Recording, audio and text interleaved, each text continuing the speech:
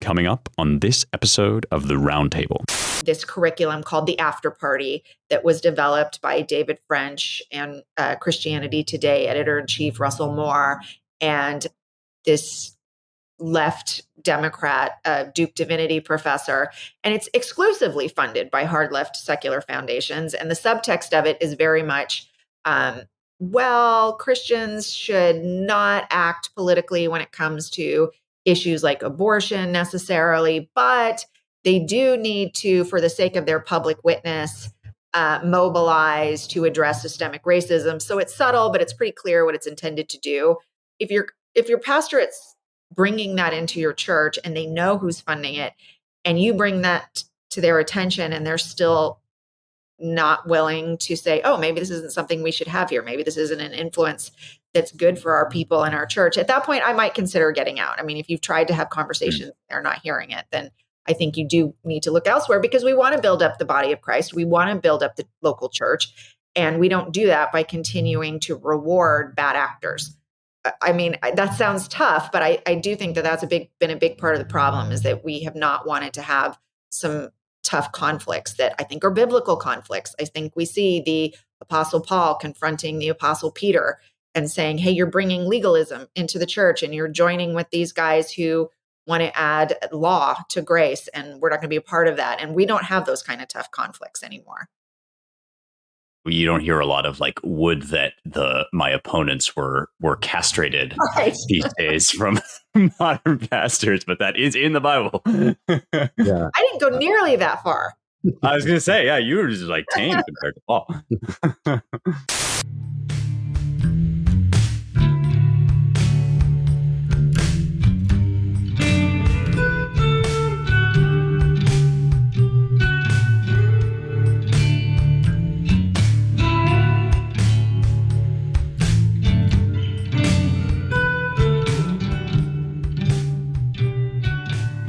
Welcome, everyone, once again to the Roundtable, the editors and publishers podcast here at the American Mind. We have a special edition here today for you with a special guest, Megan Basham, who's a culture critic at the dailywire and the author of the new book, Shepherds for Sale. Most of you probably heard of it, but it documents the unfortunate turn towards wokeness happening inside evangelical Christianity and especially Protestantism. So we're very happy to have Megan. I'm joined as well by Mike Sabo, assistant editor of the American Mind, and Spencer Clavin, world historical editor of the American Mind. So thank you all for joining us. Megan, I wonder if we could start. A lot of our listeners will be somewhat knowledgeable about the book, but if you could just give us maybe just the reason why you felt compelled to write it. We don't have to go through the whole thing, of course, in summary, but just what muse was speaking to you that you had to do this? Well, I mean, like so many other people in evangelicalism, I started to notice a few things, maybe starting around 2018, that were setting off alarm bells. I think the first one for me was the Me Too movement. I noticed people in the church, high-profile evangelical leaders, pastors, talking about the Me Too movement in the exact same way that I heard the culture talking about it. So rather than doing the strange alien thing of looking at scripture and talking about why we're to maintain sexual purity and why hookup culture and the cosmopolitan Helen Gurley Brown approach to women's sexual empowerment has been so damaging to women, instead they were just kind of adopting that same language of trauma and turning women into the oppressed versus male oppressors. And so much of it struck me as just not at all biblical. And then in 2019, like so many other people, I had never heard of critical race theory and didn't even really know what that term was. But I did know that the children's ministry director at our church sent out an email about how we could talk to our kids about their white privilege. And then that turned into the 2020 Black Lives Matter riots. And we saw how the church handled COVID. And so it just felt like on so many different fronts, I was seeing this very worldly ideology, a progressive approach to all kinds of issues being baptized with churchy language and smuggled into ministries and trickling down to people in the pews in ways that struck me as just incredibly unbiblical and indefensible. And in other cases, maybe it was defensible, but it was debatable, and things that, Christians should be able to say, I don't know, we have different opinions on what our immigration policy should be. And instead that was being pushed in a legalistic way. So all of that just became a huge concern, started writing about it. A lot of that writing went viral. And then a publisher approached me and said, hey, you should write a book on this stuff that you've been talking about. Oh, I see. Yeah, that's excellent. I have a chronology question, and I don't know if there's an easy answer for this, but is there kind of you talk about the acceleration of this trend after 2020 and George Floyd and the summer of riots and the great rending of garments over America's racism. But is there some earlier point at which the wokeification of Protestantism started? Like, is there an equivalent of Vatican II for American Protestantism, or is it more variegated and organic? I think because of the lack of structure in evangelicalism, even trying to get your hands around, okay, what does that mean? It's harder to point to a single moment and say that's what it was. And I think if you look back through history, and I trace this a little bit, if you look at Francis Schaeffer was kind of sounding alarm bells about some of this way back in the 1980s. So I don't know that I could point to a definitive moment and say this was when, but it did feel to me like right around that 2016 mark that I hate to say did coincide with Donald Trump. I think there was such a sense that the leadership was so different from where the rank and file was, and there was so much embarrassment of the rank and file that clarified things at the very least, that we realized what a fracture there was. I've got a question, Megan, about those like debatable topics. I think you mentioned immigration as one of them, because I really vividly remember an experience somewhat similar to one of the ones you described during COVID of hearing the pastor of our very sort of evangelical tinged Presbyterian church hosting this conversation, like a teach-in basically on critical race theory in the height of the George Floyd hullabaloo, and thinking just like, where is this coming from? Because he had actually not been one of the ones to more, just repeat kind of leftist talking points as if they were sermons.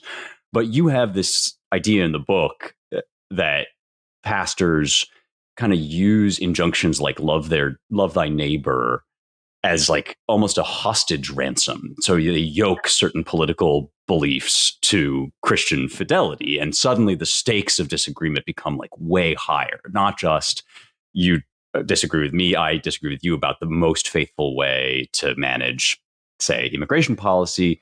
But actually, if you don't agree with me, you are in violation of like Christ's teaching. And there's like a sort of clarity about that makes it just incredibly stark and kind of abusive in some ways. This is a long-winded way of getting around to like, when I was growing up, I think there was a strong sense, well, you keep politics out of the pews and the pulpit altogether. And you have a slightly more sophisticated approach, I think, in that it seems like that's insufficient. It doesn't seem like Christians can like refrain from engaging in political matters or asking about how religion kind of connects with faith and scriptural fidelity.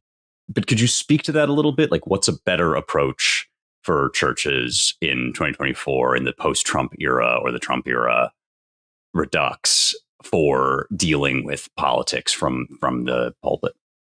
Well, I mean, the first part of that is that you would see almost a denial or an embarrassment that evangelical Christians do wield so much political power in the United States. And they do. We're an extremely large voting bloc. The left recognizes that as well. There was a recognition, I think in 2016, that, oh my gosh, we have a problem because these people were extremely disruptive to what happened, not just in that election, but in transforming the priorities of the GOP. And I think that was a part of what happened, was that suddenly it became, how do we indict Christians for holding this power in the United States, and how do we convince them not to wield it anymore? And that was a spiritual guilting, saying that either you have to get on board with some of these more progressive priorities through that mechanism of love your neighbor, which, as you said, Spencer, the implication there is that if you're not doing what we agree with, then you are not loving your neighbor and you're disobedient to Christ. That's a big charge.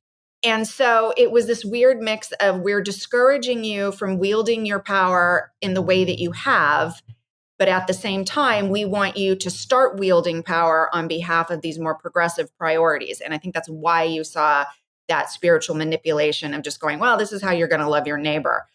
Because it doesn't really make sense to say it is not the way of Christ or the early church to have political power. Well, one, we were in a different time then as the church. You cannot look to the early church in Rome, who they didn't have democratic rights. They didn't have an ability to speak into what their government looked like. And so one, I would say, I'm not doing that in the book. I'm not saying that Christians should not get involved in political matters, because I think that's a stewardship issue. And in fact, I think it's a blessing. I think it's a blessing to say we as Christians have this ability in this particular nation to wield our influence in the same way as our secular neighbors do through constitutional mechanisms. And we should do that.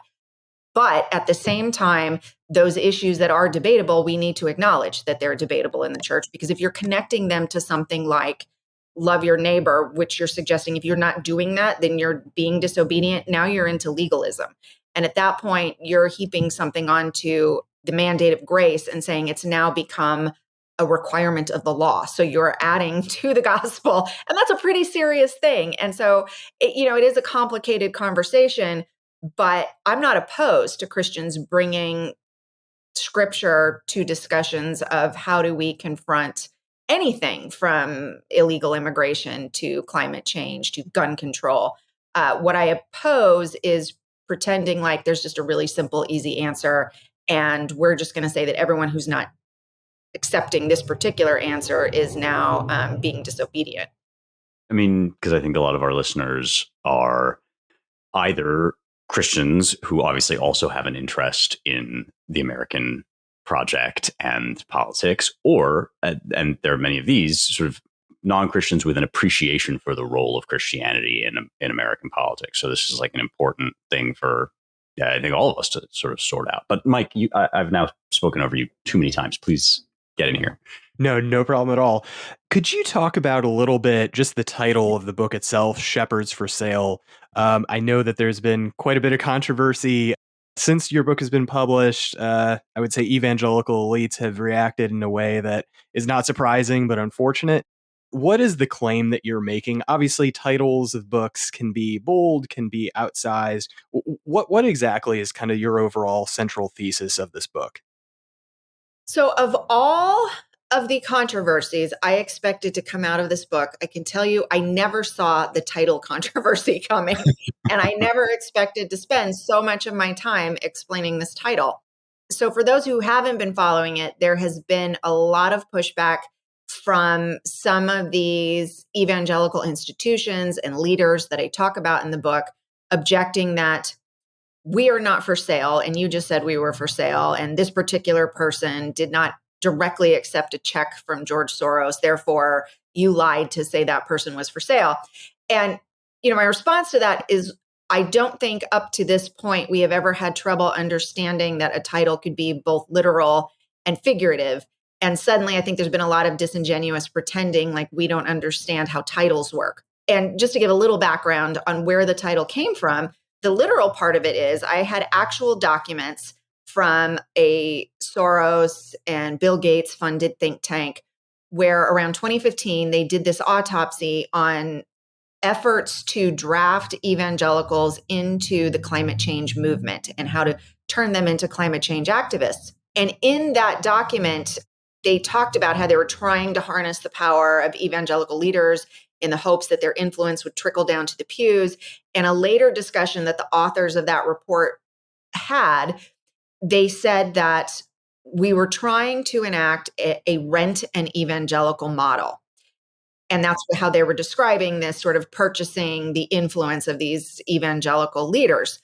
And so at one point we had actually titled the book Rent, Evangelicals for Rent. But when I workshopped it to my friends, they were like, that's a really clunky title and it's not clear what it means. And so then we shifted to Shepherds for Sale. Because yes, I am tracing some actual hard money coming from some of these secular left foundations from people like George Soros, But at the same time, we can also understand that people sell themselves for any number of different kinds of currency. And some of that can simply be cultural respectability. It can be access to the kind of elite circles that you find in Washington, D.C., or international think tanks, or for the kind of invites that get you into rooms with World Economic Forum players. Or I give the example in the book of Russell Moore talking about, apropos of nothing, in his new book, opening it with being present at Obama's White House Christmas party. And so there's just sort of this elation that you see from some of these people that they're in these rooms. I talked about the former editor-in-chief at Christianity Today describing how his staff would be so overjoyed when they were positively noticed by the New York Times. So that's also a kind of selling. And when I describe that, it doesn't mean that every single person I'm referencing is therefore a wolf and a false teacher.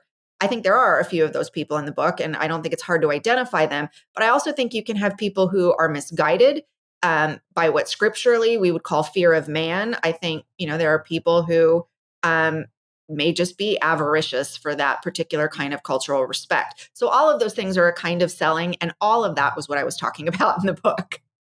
Shepard's performing nebulous barter transactions for various forms of influence. It just doesn't quite roll off the tongue in the same way. I did have people going, you didn't show us a bill of sale right there. So Right. It was unfair to critique that person in the book. No, it's the old common sense term that we all threw around before we even understood what it meant on grade school playgrounds. Like, you're a sellout, right? It can mean all Right. manner of things. Yeah. Yeah, this idea that, it's like we take language suddenly like so seriously and so literally. I mean, there's not, multiple levels. There's not humor. There's not all these things. I mean, it's just odd. It's just kind of this lawyerly approach suddenly when it comes to something we really like. So that's very interesting. And you hit on some of this in what you just said, but then in the book, I mean, you go through tons of foundations: George Soros, Open Society, Arcus, etc. Could you just talk about some of the major funders, the left wingers who are funding some of these institutions, journals, etc., and what Christians should be watching out for, specific people and specific foundations? Yeah. So all of the big names that you probably know if you've been tracing dark money coverage in any sphere of American culture will probably sound familiar because they tend to turn up everywhere, and they turn up here too. So I'm thinking of the Tides Foundation, the Rockefeller Foundation. George Soros is the one everybody knows, but the one everybody doesn't know, Pierre Omidyar, is he's a pretty influential guy as well. He was the Buddhist founder of eBay.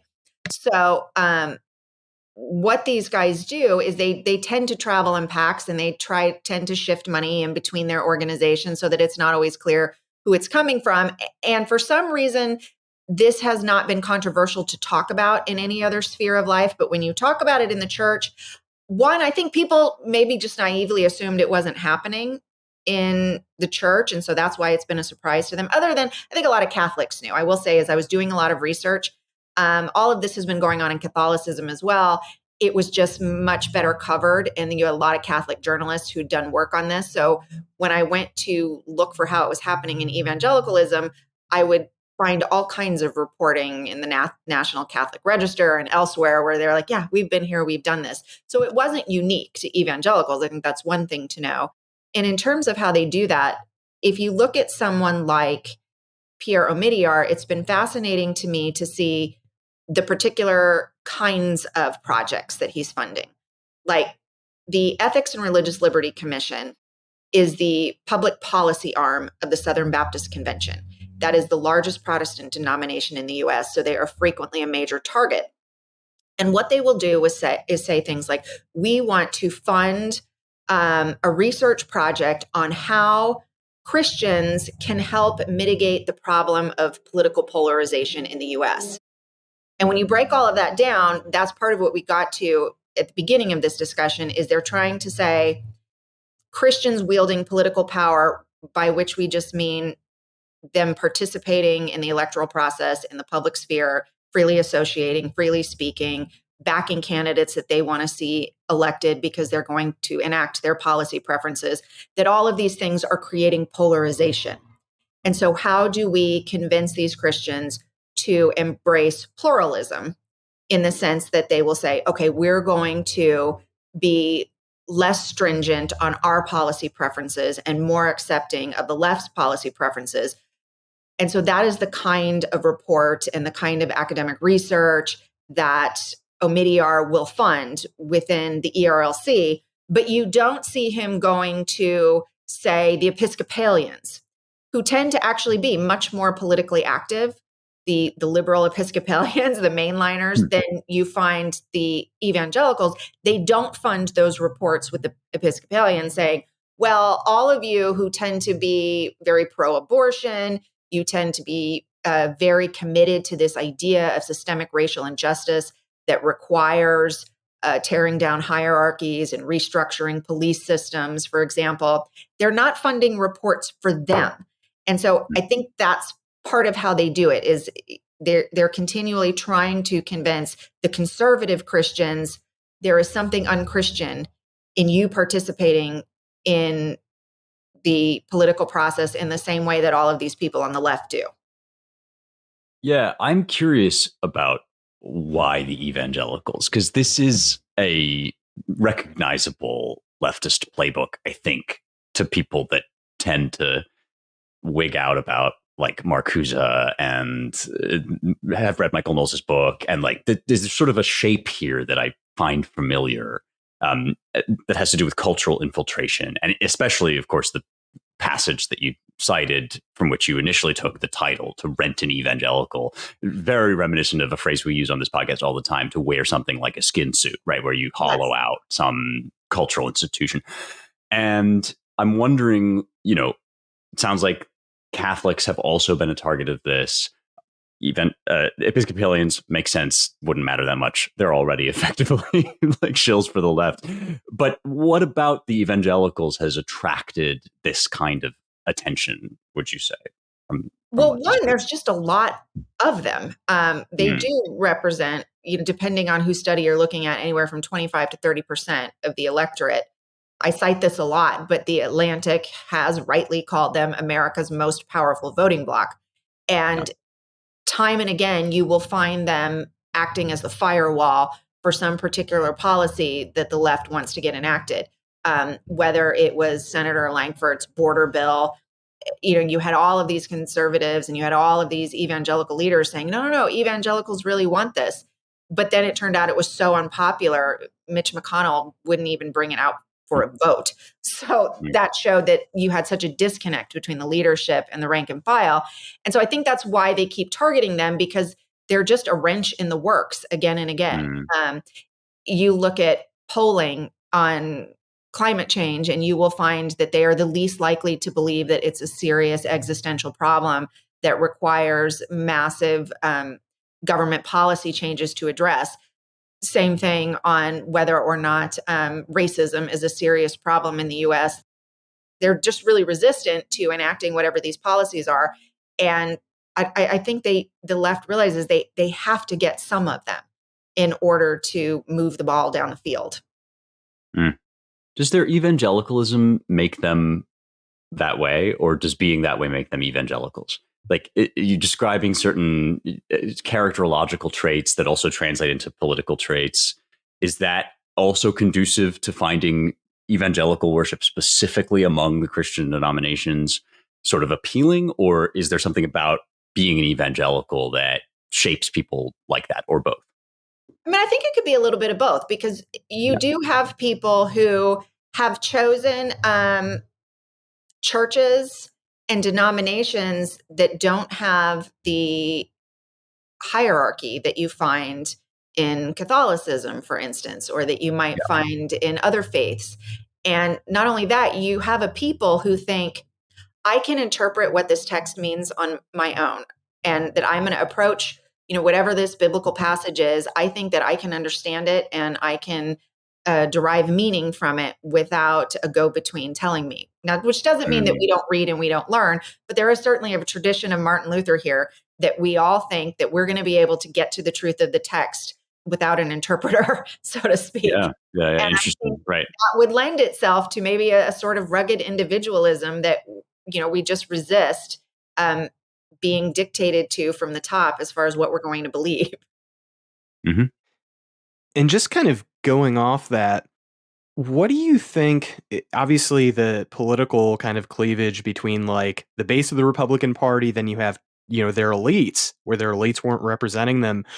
When do you think that started just kind of in evangelicalism? I mean, it seems like you've talked about 2016, but was there anything kind of before that that kind of precipitated it that helped us lead to that point where it's like, wow, that, 81% of, I think, white evangelicals are voting for Trump. That's a huge base for him. The elites are somewhere totally different. What's behind that kind of widening gulf?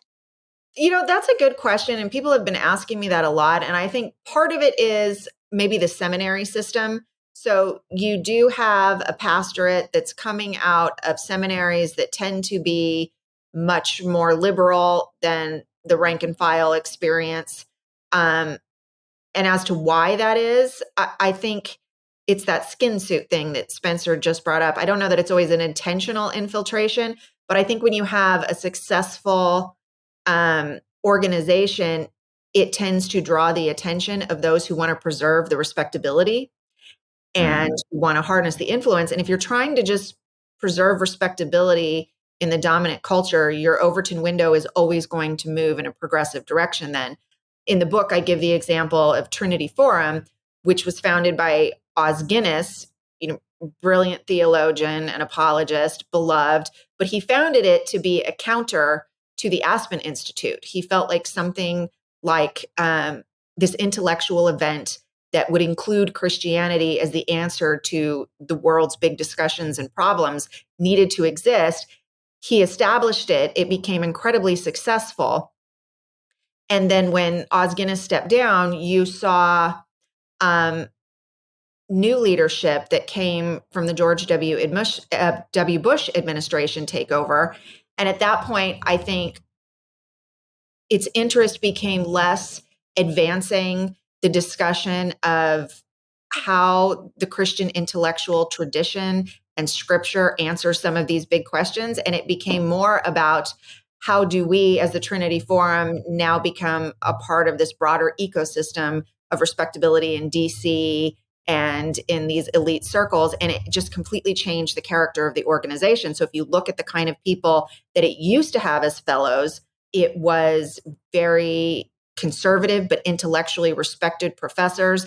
Now it's appointing people like New York Times columnist David French, former Obama staffer and Evangelicals for Biden architect Michael Ware. So it's a very different kind of person now that they're suddenly championing.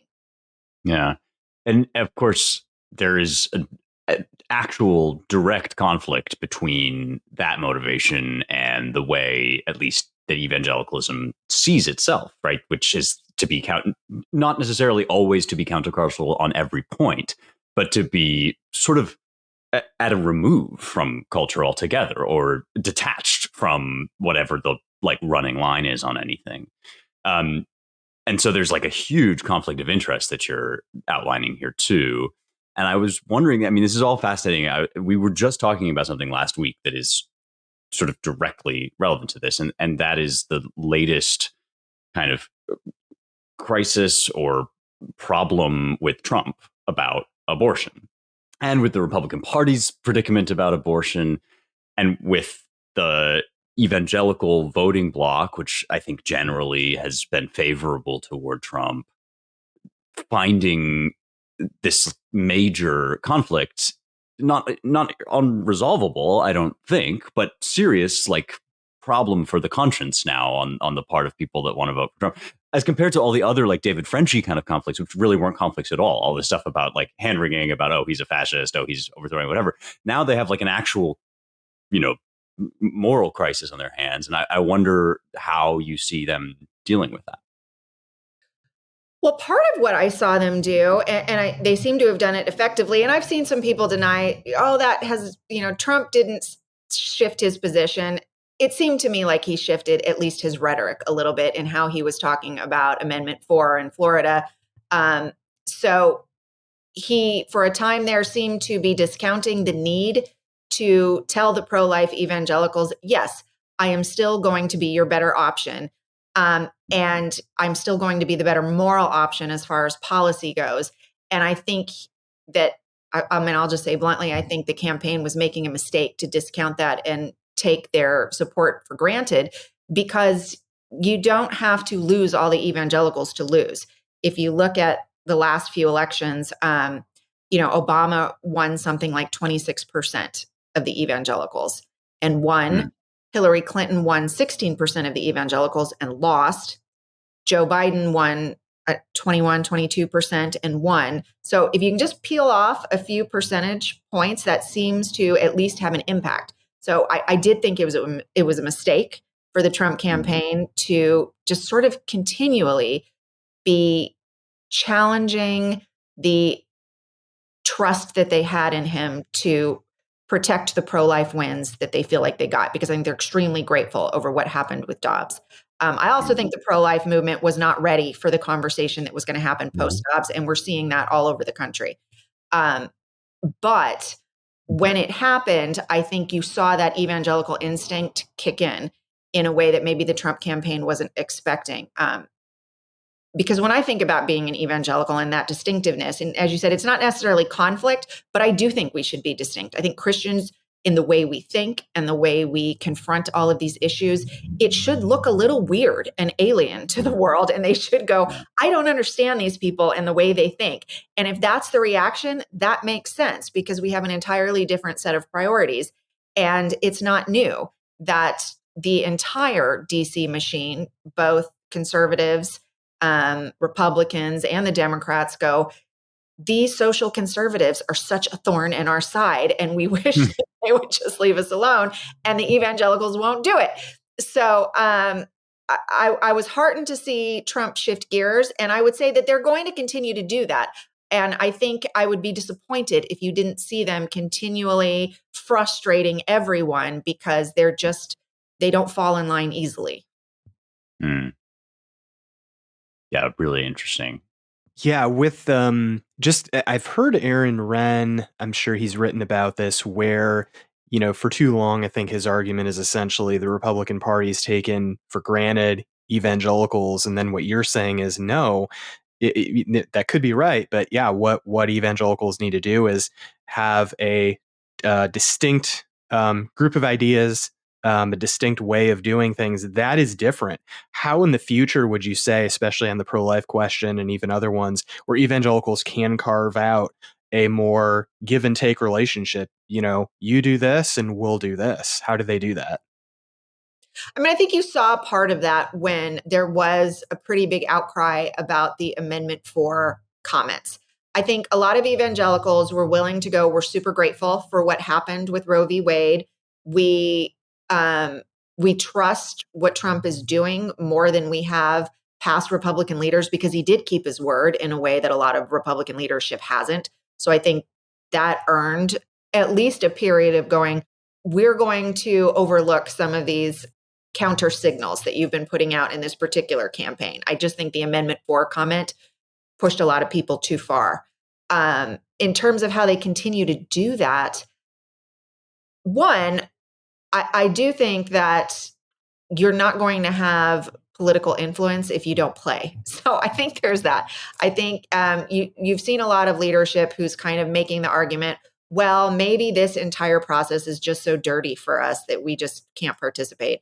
And I mean, personally, I think it's not biblical. I'm like, look, you have been entrusted with a certain amount of say in your government, and that's something we have to steward wisely. And I don't think you do that by just saying, I am so principled, I can't dirty myself with participating in the process. So that's one. In terms of going forward, I also think we have a problem with some of the demands on the right, and this may be controversial, I don't know, but of unyielding fealty. And I think that you are not an effective and persuasive constituency if you're just promising to applaud whoever your particular leadership is, whoever your candidate is, without offering any criticism, which doesn't mean you're not going to support the candidate, but you don't get something for, being a vassal. You get something for being a constituent. Yeah, to kind of answer my old question about what was the Vatican II of Protestantism, I guess I can identify an era, maybe. I wonder what you think of this, Megan. But in, Claremont's long study of progressivism, one salient quality of the rise of progressivism in the United States was that a lot of its early proponents tended to be sons of Protestant ministers. I mean, Woodrow Wilson's father was a Presbyterian theologian, among other things. I mean, we have Walter Rauschenbusch and the rise of social gospel Protestantism. So I wonder if it's as easy as that the corruption of American Protestantism politically and in some ways intellectually started to accelerate with the corruption of a lot of the rest of American sort of left of right political movements, that is in the 1880s, 1890s, and then through the turn of the 20th century, where the view was, if we just got social policy right, if we just put the right experts in control, we finally mastered human nature and we can really bring about heaven on earth if we just got those pesky separation of powers out of the way and let godly men running the administrative state do good things. Maybe it's a two-way street and each side sort of corrupts the other side. Well, and it's funny because whenever you see that, and I wrote about this a little bit with Francis Schaeffer talking about the Evangelicals for Social Action in the 80s, having this utopian idea that seemed to completely discount what we believe about human nature, which is that it's fallen and it's given to corruption, and therefore we have to maintain those separation of powers. And when I think about that, I don't know. I think that part of this is inevitable. So it may just be that this is the cycle that, whether it's evangelicalism or any Christian institution or denomination or branch, that the cycle of renewal is continually going on. Machen tried to rescue his institutions in his day in the 20s and was unsuccessful, had to go out and establish something new. And then that thing has now become pretty liberal. And I don't know if you ever end that cycle of we have to break away because of the corruption of the institution and establish something new. And then eventually that success draws new people in who corrupt it. And that's just life in a fallen world. Mm. Yeah. It's certainly... You have your own kind of cycle of regimes internal to the larger cycle of regimes. So you have all these mini regimes in a way. If we could talk about regime in the old sense of a way of life, you have these ways of life within any large republic, and Protestant institutions and Protestantism as a whole is another example of that. So I wonder, you could probably apply a lot of the old lessons from this old way of studying politics to various institutions as well. So the cycle of renewal is a good way of looking at it, I think. And that does speak also to the larger question around your book of the reaction to it. I'm actually wondering now, I've never even thought about this. I've been so interested in the negative response, not in the sense that like I'm cheering it on or anything, just that like, wow, you really touched a nerve, right? And there's I'm not even knowledgeable enough to really peer into the weeds, but it's clear, that the book produced this this reaction, this like defensive reaction without getting too pejorative about it. It must also have produced a lot of reform or conversations about reform. What's that been like for you, the positive response? There has been there's been a lot of positive response, but I would say it is not coming from people who are in positions of authority right now to bring about reform. So I would, we're only a month out from this. I released on July 30. And so far it has been a lot of defensiveness from the organizations and institutions that I talk about. So what's made me laugh is to see so many of the reviews coming from people associated with these institutions, which have been things like, we agree that she has identified a serious problem that we need to talk about, but it's not us or our friends. She's wrong about that. So that's kind of been the continual reaction. And so then they will go, and here's why it's not my friend or my pastor. And I'm hoping that eventually we get to that point where, okay, you don't agree that it's your pastor, but you did agree that it's a real problem. So what do you think then is the answer to this real problem? And that I don't know. I think it remains to be seen, just because it's too early sort of in the cycle and the discussion of the book. But I do hope it doesn't go away. So what can people in the pews or the seats, if they hear their pastor spouting CRT, 1619 project narratives, that kind of thing, LGBTQ stuff, like what I think Andy Stanley and some others, JD Greear, I think a little bit too. If they hear that kind of thing, what can they do? What do you? It sounded like you heard some of that from your own pastor. What did you and your husband do in that situation? Well, we ended up changing churches. Mhm.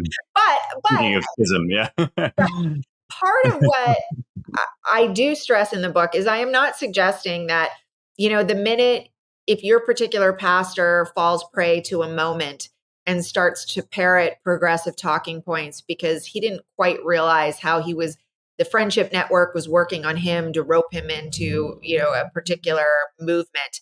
It doesn't mean that you got to leave your church and blow him up. I think you start with a conversation and say, hey, I kind of want to understand, for example, why are we bringing in this curriculum on Be the Bridge that is going to segregate our church's Bible studies so that, the minority members of our church are going to have their own Bible study that they go to, or that, white members of this particular Be the Bridge group can't speak for 6 months. That doesn't seem terribly biblical. Now, I mean, I saw things like that and I reported on things like that. So I think the first thing would be to have a tough conversation and just say, can I take you to coffee? But when you start to see things like, I mean, I have had people email me and say, I went to my pastor and said, look, this particular political Bible study that you're bringing into the church, one of the examples I give is this curriculum called the After Party that was developed by David French and Christianity Today editor-in-chief Russell Moore and this left Democrat, Duke Divinity professor, and it's exclusively funded by hard left secular foundations. And the subtext of it is very much, Christians should not act politically when it comes to issues like abortion necessarily, but they do need to, for the sake of their public witness, mobilize to address systemic racism. So it's subtle, but it's pretty clear what it's intended to do. If your pastorate's bringing that into your church and they know who's funding it and you bring that to their attention and they're still not willing to say, oh, maybe this isn't something we should have here. Maybe this isn't an influence that's good for our people in our church. At that point, I might consider getting out. I mean, if you've tried to have conversations, they're not hearing it, then I think you do need to look elsewhere because we want to build up the body of Christ. We want to build up the local church. And we don't do that by continuing to reward bad actors. I mean, that sounds tough, but I do think that that's been a big part of the problem is that we have not wanted to have some tough conflicts that I think are biblical conflicts. I think we see the Apostle Paul confronting the Apostle Peter and saying, hey, you're bringing legalism into the church and you're joining with these guys who want to add law to grace, and we're not going to be a part of that. And we don't have those kind of tough conflicts anymore. You don't hear a lot of like, would that my opponents were castrated Right. these days from modern pastors, but that is in the Bible. Yeah. I didn't go nearly that far. I was going to say, yeah, you were just like tame compared to Paul. I was wondering, Megan, if we could get some of the more egregious, concrete examples from the book on, let's pick two random topics, say race and immigration. Well, okay, I can give you one example. Mike brought up JD Greear, who was at the time the president of the Southern Baptist Convention, again, the largest Protestant denomination in the U.S. He directly said, we are going to make all of our committee appointees under my leadership while I'm president. They will all be 2/3 women and minorities. So it was obviously a DEI initiative to say all of my committee appointees, and these are really influential appointments, are going to meet these DEI standards. So I think that was fairly egregious.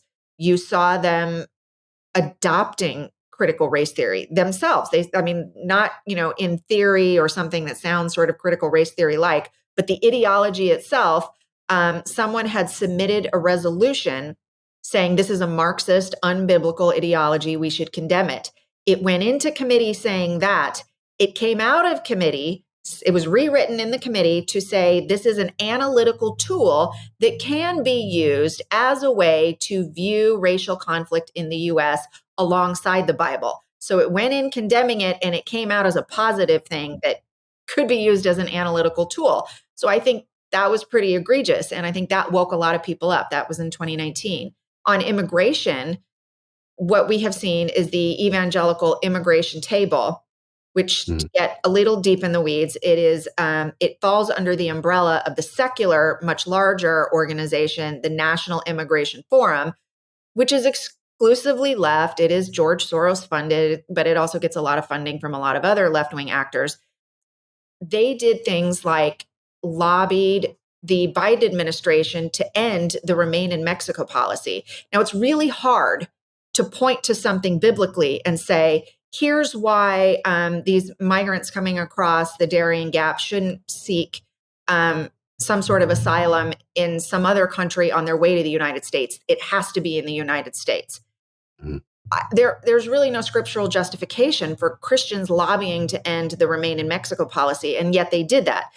And to me, that really shows just how political this organization that is decrying Christians being over politicized is.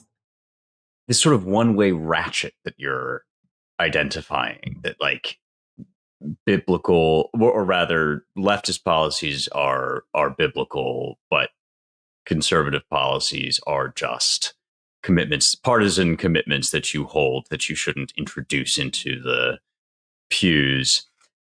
I suspect that's been going on for longer than at least people like me took to notice it, that this sort of like apolitical neutrality was for some time kind of a front for like the gradual association of left-wing views with sort of evangelical faithfulness or biblical faithfulness even.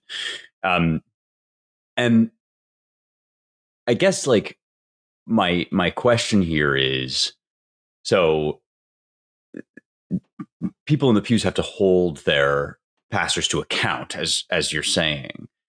And it sounds like it's really, really hard to do that, right? It sounds like that's sort of a challenge that you, first of all, you don't want to make trouble in church generally. Like you want to go to church and be happy and get along and move on with your day and not get embroiled in this like enormous political fight. And people have this connection to these places and these sort of like these people, to their pastors.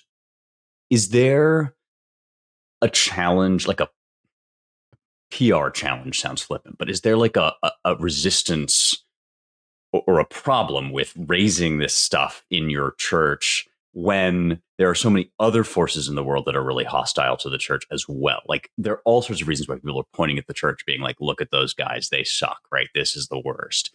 And then now you add on top of this, like, and there's sort of a schism within the evangelical community. Do you think people are like worried about that too? I've seen some of that, I think. I do. Yeah, I do think that. And part of the reason I gave my testimony in the book was because you've seen such a cottage industry of these deconstructing the church books and articles. Yeah. There's, the Jesus and John Wayne book and Tim Alberta's Kingdom, Power, and the Glory. And so, I mean, there has been just a plethora of publishing happening that I think is intended to do that, to degrade and deconstruct the church. So part of the reason I gave my testimony was because I wanted people to understand that's not what I'm here to do. I love the church and I want to build it up. I want it to be strong and I want it to be a strong influence in our culture. But that said, we do have prescriptions for how we are to engage in conflict within the church. And we're told to contend for the faith. And that's directly in Jude 1, contend for the faith, once given for all the saints, not just the leadership. So if you're the guy in the pew and thinking, it's not my problem, nope, you're among the saints. You also have to do this. So I do think that's part of the problem. And then the other issue is how we do it. I think if you're doing it, if I can be specific, in a David French, Russell Moore kind of way, where you are just disparaging evangelicals or white evangelicals. There's something incredibly divisive about that.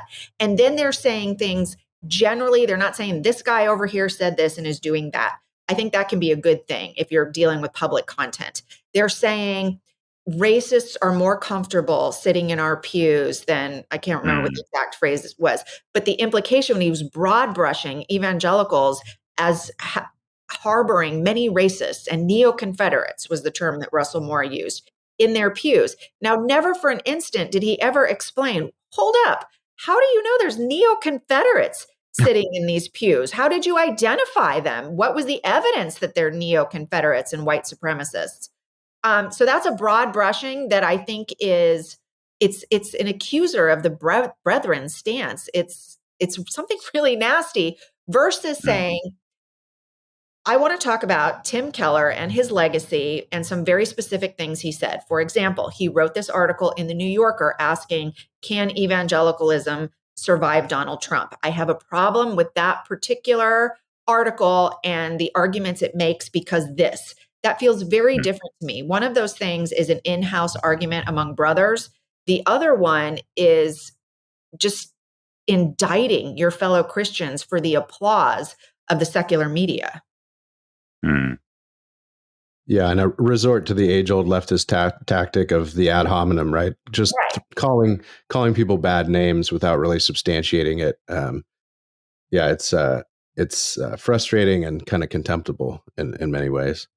Although it has a long tradition in American denunciation of evangelicalism, going all the way back to Nixon's Southern strategy and the transformation of the Republican Party. So it's not a new playbook, but it remains a dishonest one, I think. And dishonorable. Yes, that too. Just before, I don't want us to let you go without chatting a little bit about that personal testimony that you do give in the book, because as you say, there's a recognizable now genre of, I think they call it like church hurt or church trauma, where you talk about the thing that church did to you that was bad. And I don't know, I often read those stories and think like, some of these sound plausible to me. I see how some of this might have happened. But as you say, it's this one-way ratchet. Like the moral of the story is always, and therefore there's something inherently toxic about at least American Christianity, if not Christianity more.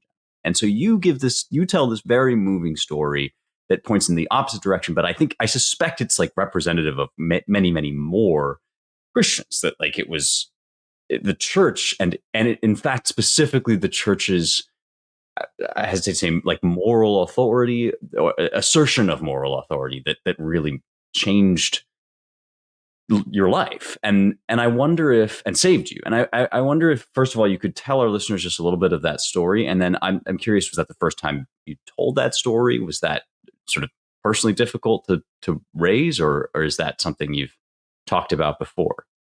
It was. So I had kind of alluded a few times in my writing, but in very general terms, to having a bit of a prodigal background.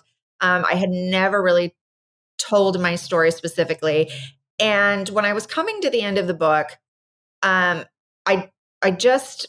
don't know, I was struggling to define, why do I care so much about this? Because I felt like and my editor at the time was going, I feel like you need to explain to people why you care about this. And I talked it over with my husband. I thought, I've never done this before. I'm just going to write my testimony out. And so I was raised in a Christian home, but like the proverbial prodigal went off to Arizona State University, which is known for this kind of thing. And that is in the original, in Luke, I think he says he went to Arizona State, right? And kind of partook with abandon with everything that Arizona State was famous for, and that made it at the time I was there, Playboy's #1 party school. So, so those years of wasted living, drug abuse, alcohol abuse, all of the attendant sins that tend to go along with that kind of thing.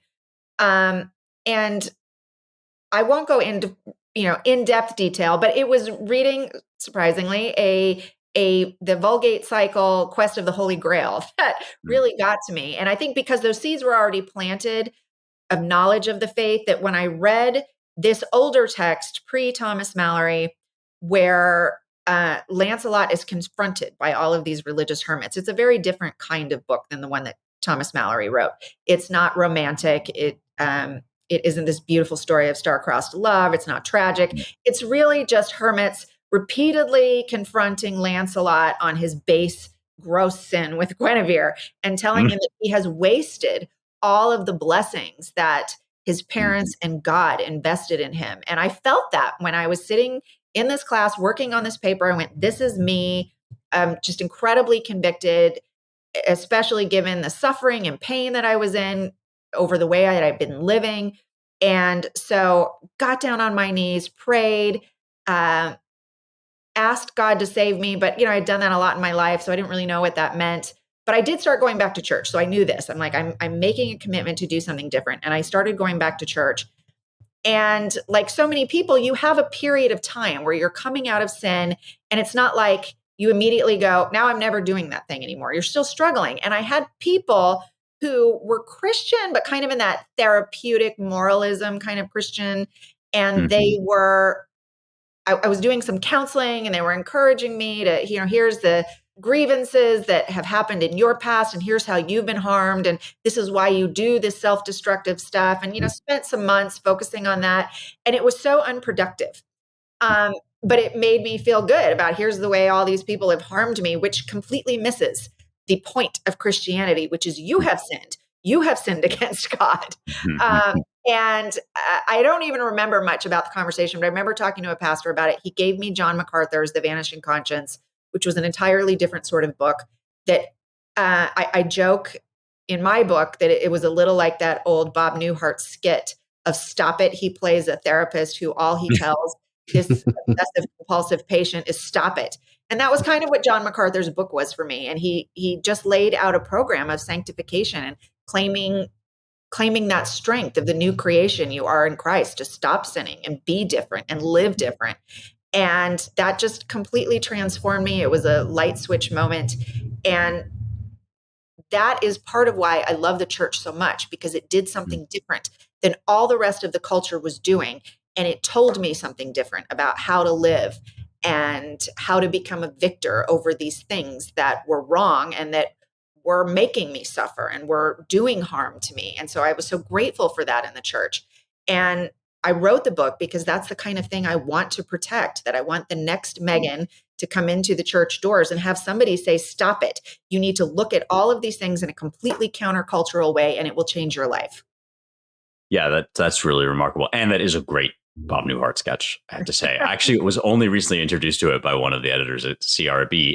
I think maybe because, so actually listeners should know, we ran a review, a very favorable review of Megan's book in CRB, which you can now find online at ClaremontReviewBooks.com. And I think it was while we were editing that piece that Bill Fogley said, have you guys seen the Bob Newhart sketch where he just tells people to stop it? So I guess that comes through even at 2 degrees of remove, the connection between you and Bob Newhart. I'm glad. Yeah. So if I leave you with nothing else in this book, go find that Bob Newhart sketch. Well, we should put the link to the book itself in the description for sure. Certainly, yeah. You just Google Bob Newhart, stop it. It'll come right up and and buy Megan's book. Spencer, you wanted to ask Megan about something she's been covering lately, which is this business down in Brazil. Do you want to set this up a little bit, Spencer?